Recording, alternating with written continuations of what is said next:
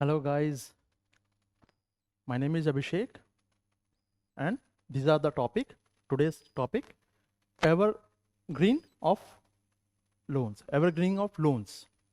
बहुत important topic है और मेंस के लिए बहुत इंपॉर्टेंट है। कुछ कंटेंट इसमें कीवर्ड्स होंगे, सम कीवर्ड्स आर देयर जो आपके प्री के लिए इंपॉर्टेंट होंगे, विच आई मेंशन, अभी मेंशन कर दूंगा, आप उसको नोट करते चले जाना, ठीक है।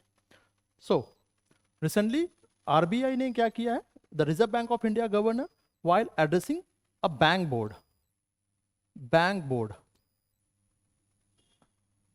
raised a concern over banking using innovative method for evergreening of loans। evergreening क्या है? एक लोन, चलो उसको थोड़ा सा ऐसे समझते हैं। बैंक लोन दे रही है कस्टमर को, कस्टमर और कंपनीज,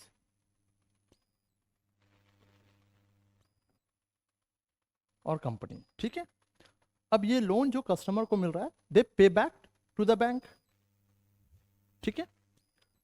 जब एक बार उसने बैंक में, कस्टमर ने क्या किया, फर्स्ट टाइम में उसने पेमेंट कर दी, बट समटाइम्स कस्टमर और company they won't able to pay a loan, ठीक है। जब ये नहीं पे कर पा रहे हैं तो अब क्या है, after 90 days it becomes a bad loan. Bad loan हो गया, बैड लोन, और ये कन्वर्ट हो गया एनपीए में, नॉन परफॉर्मिंग एसेट में, ठीक है। आफ्टर 90 डेज, ये भी यूपीएससी के लिए इंपॉर्टेंट होगा। हाउ मेनी डेज, कितने दिनों के बाद, ठीक है। सो अब प्रॉब्लम क्या, एवरग्रीन लोन क्या है? एवरग्रीन लोन यही है, इस लोन को पे ऑफ करने के लिए, कस्टमर का जो लोन है, इस लोन को पे ऑफ करने के लिए, पे करने के लिए कोई कोई अलग बैंक, कोई दूसरा बैंक, सम अनदर बैंक फिर से इनको क्या करती है, लोन दे देती है। यानी एक लोन को चुकाने के लिए दूसरा लोन, दूसरे को चुकाने के लिए, दूसरे लोन को चुकाने के लिए तीसरा लोन, ठीक है। तो ये रिस्ट्रक्चरिंग करने के लिए they are lots of thing, बहुत सारे रीजंस हो सकते हैं, ठीक है। सो द टॉपिक जो हमारा है कि अब इसका इम्पैक्ट क्या होगा, बेसिकली जो इंडियन इकोनॉमी में इसका इम्पैक्ट क्या होने जा रहा है, क्योंकि आरबीआई ने कंसर्न रेज किया है, तो डेफिनेटली ये बहुत इंपॉर्टेंट है इस बार के मेंस के लिए। तो ये टॉपिक जो है हमारा, ये बहुत इंपॉर्टेंट रहेगा फॉर मेंस, मेंस के लिए, ठीक है। सो तो मेंटेनिंग, अब एवरग्रीन जो लोन्स है हमारा, ऑफ लोन्स, ये क्या है basically, evergreen greening of loans is when financial institution extended और renew existing loan for borrowers facing repayment difficulties. जब उसको बोरोवर्स को पेमेंट में डिफिकल्टीज आने लगती है, तब इसको फिर से रीलोन उनको किया जाता है, दिया जाता है कि भाई एक लोन को चुकाने के लिए दूसरा लोन दे दिया गया। सिंपल सी बात, as simple as that. So maintaining a healthy credit portfolio होगा उसके लिए। ये क्या है, the purpose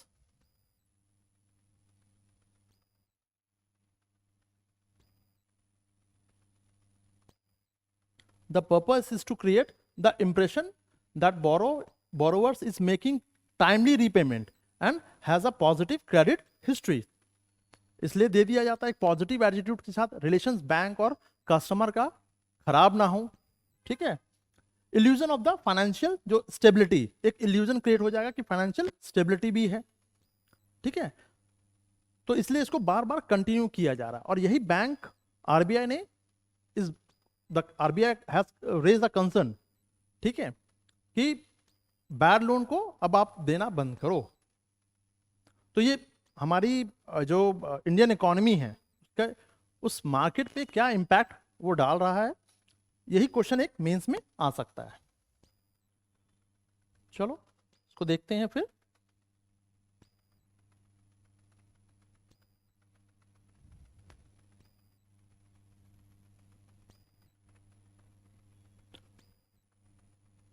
So risk associated with evergreening of loans. क्या क्या रिस्क है? लोन एक्सचेंज, एक तो रिस्क है ही कि लोन को रीशेड्यूल किया जा रहा है, एक्सचेंज किया जा रहा है, ठीक है, by facilitating the change of loans और debit instrument between the two lenders. इसमें involves in the sale and subsequent buyback of loan. फिर से खरीद, buyback, what does it mean? Comment करके मुझे बताना व्हाट डज इट मीन.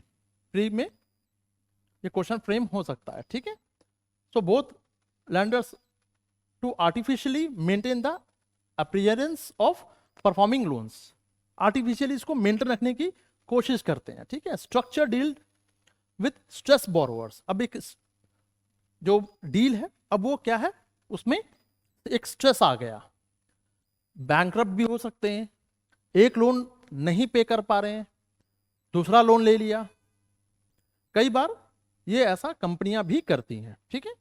तो enter into the structured agreement with the borrowers experience financial difficulties. कई बार करती हैं, ठीक है. तो थर्ड पार्टी को वो भी अपना लोन ट्रांसफर करती हैं, ये भी होता है.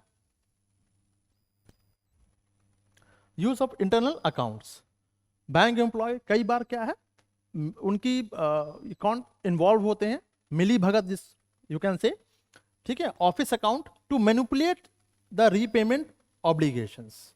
कई बार ये देखा गया है. तो ये एक रिस्क है.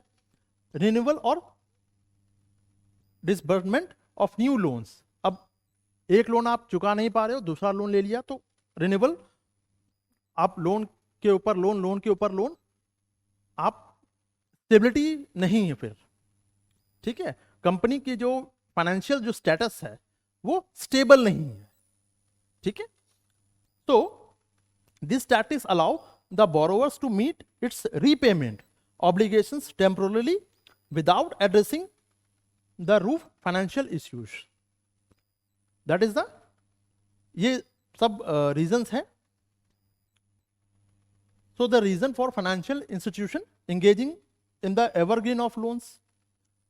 So NPAs, which I talk about in before, the aim of prevent loans from being classified as NPAs, non-performing assets, to their balance sheet. ठीक है, एक which it helps to avoid the need of to make higher provisions which can impact their profitability. ये भी है. Loan becomes a NPA when the interest or installment remains unpaid for more than 90 days. I told you before, ठीक है. So evergreening allows bank to delay the classification of loans as NPA. ठीक है. So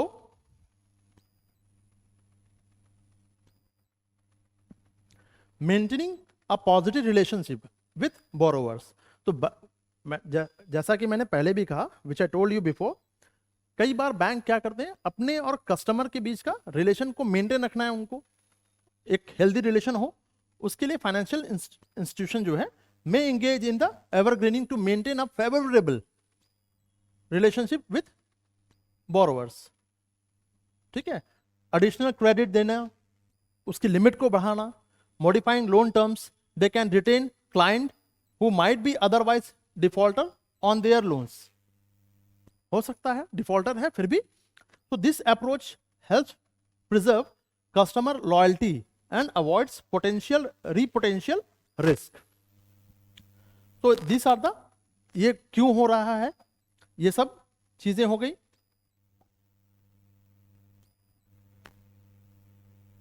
misleading, अच्छा, one of the जो loans है, misleading financial health, short term solution, long term instability.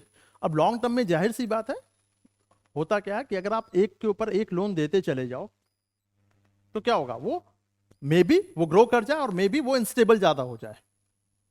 ठीक है, pressure feel नहीं कर रहा है. ठीक है, तो टेम्पोररी सॉल्यूशन जो है इसको अवॉइड करना चाहिए. ठीक है, तो prevent immediately defaults, it can be lead a cycle of increasing depth and further financial instability for the for both borrowers and landers in the long run. Long run में ये चीजें एप्लीकेबल नहीं है, बहुत मटेरियलिस्टिक नहीं है ये, ठीक है, मटेरियलाइज नहीं होगा फिर।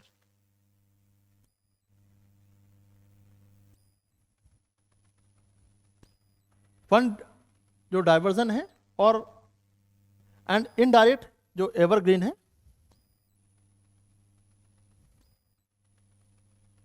in some case fund diversion by the borrowing money for a weak bank through related parties, ये भी रीजन है।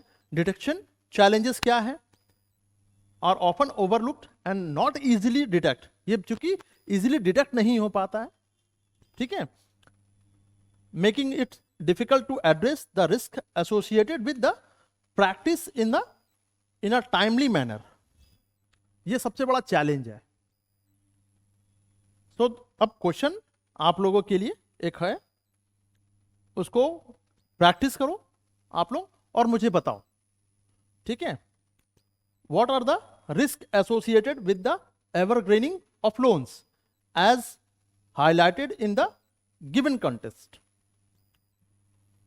How will its effect in Indian economy. 150 words में लिख लो, प्रैक्टिस करो, और ये बहुत इंपॉर्टेंट है 2023 के लिए, मेंस के लिए बहुत इंपॉर्टेंट टॉपिक है। तो जो भी लोग मेंस की तैयारी कर रहे हो आप फॉलो कर सकते हो उसको, ठीक है। कंटेंट इट्स सफिशिएंट, इनफ है 150 मार्क्स के लिए, ठीक है। Our courses of Edge IAS for beginners, offline online दोनों मोड में, लाइव हाइब्रिड मोड में भी है, प्री कम मेंस है, CSAT है, 1 ईयर 2 ईयर 3 ईयर के कोर्सेज हैं, मेंटरिंग GS के कोर्सेज हैं, जो मैं मेंटरिंग सेशन में रहता हूं, तो आप मुझसे भी कांटेक्ट कर सकते हैं, हमारी टीम है उनसे आप कांटेक्ट कर सकते हैं। NCERT कोर्सेज भी आर अवेलेबल ऑल्सो, ठीक है। Okay guys, thank you, stay tuned.